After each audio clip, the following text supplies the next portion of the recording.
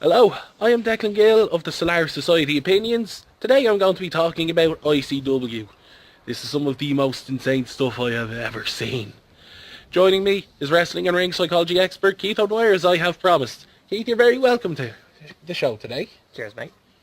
Okay, so what is ICW? ICW is a promotion based in Glasgow that has been around for 12 years now, I believe. That was founded by Mark Dallas, obviously in Scotland. It is a small independent promotion, but has become known globally thanks to visits from Connecticut. But the stuff they produce is not like them. The stuff that they do is they're mixing sports entertainment, whatever the fuck that is, with hardcore wrestling. And in terms of hardcore, like, you can actually basically imagine that what they do not hold back. Like, you have barbed wire baseball bats, and actually used for their intended purpose. Barbed wire to the fucking skin.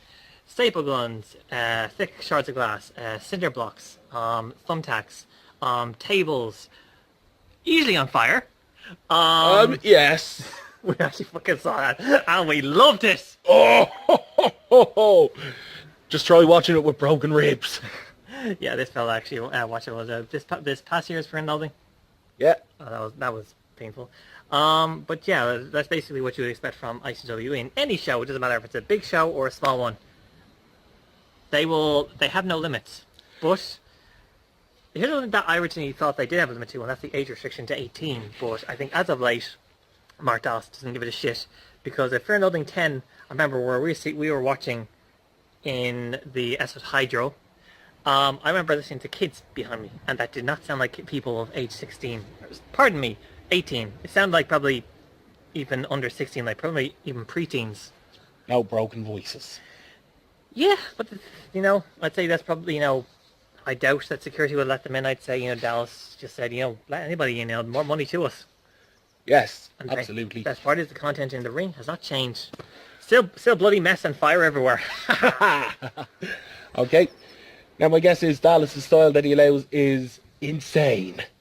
Well, that's kind of where he gets the name. And if you look at it, it's kind of like Europe's version of ECW.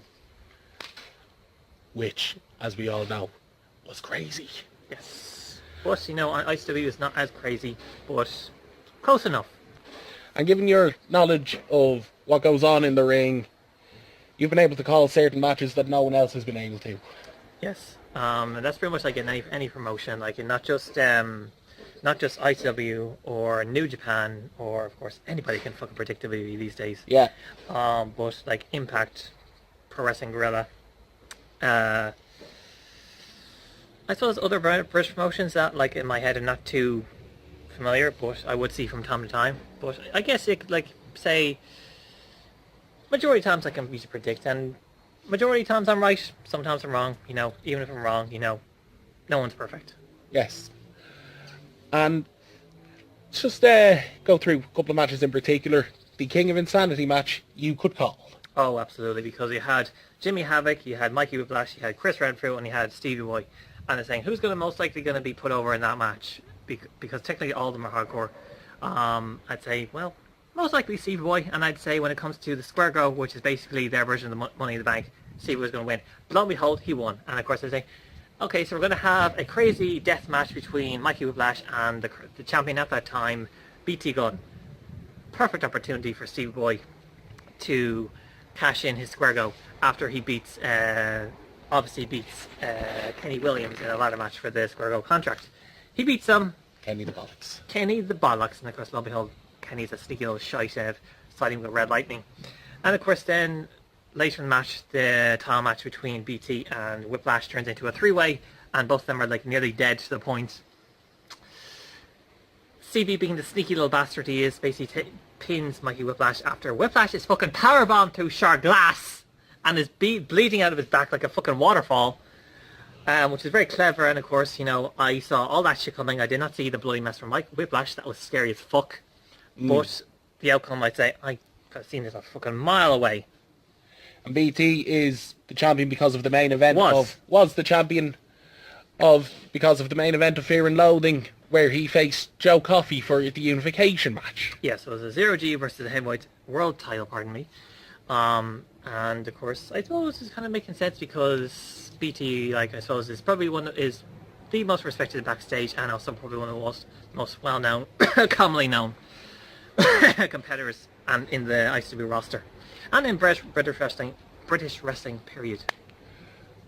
Yes, yes. And the average person could not call that match. He could. And that's all for today. Always good seeing you, Keith.